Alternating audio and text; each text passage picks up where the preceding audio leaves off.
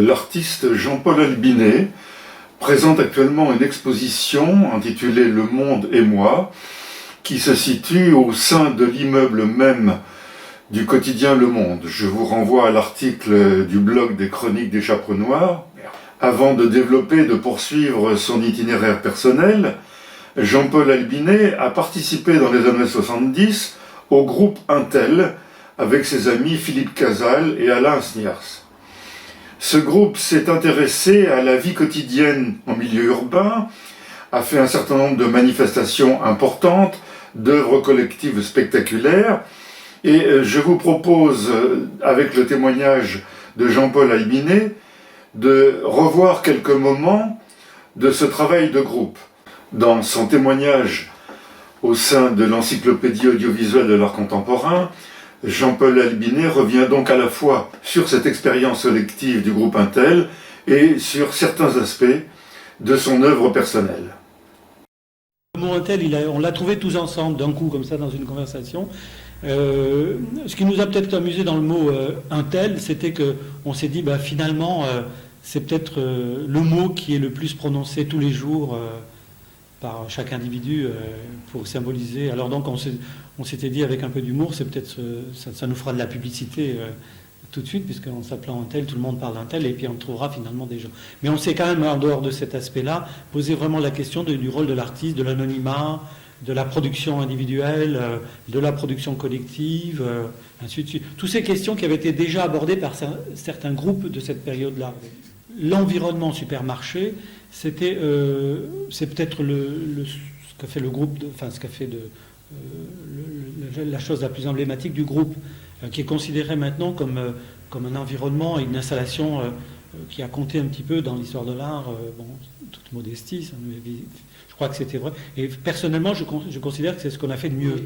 Aux alentours des années 86, 87, je remarque ce signe, tout d'un coup il m'apparaît comme ça, je remarque.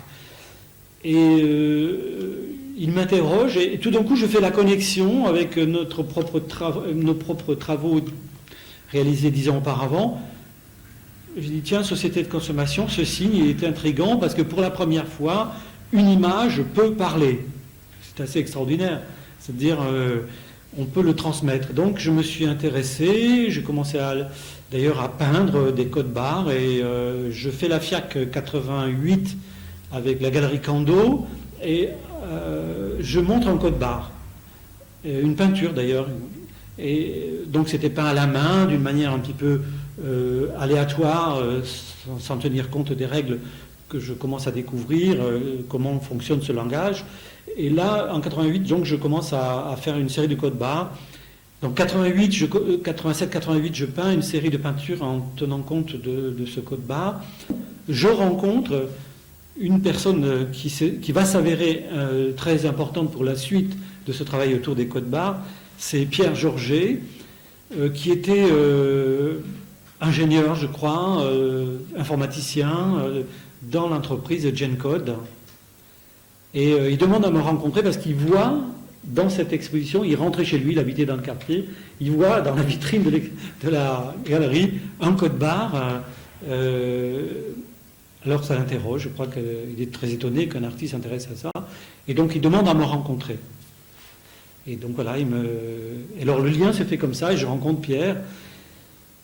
Alors cette rencontre va se révéler assez décisive parce que elle va me permettre de faire le pas supplémentaire par rapport à cet univers technologique que j'avais commencé à aborder, le langage informatique, des codes barres.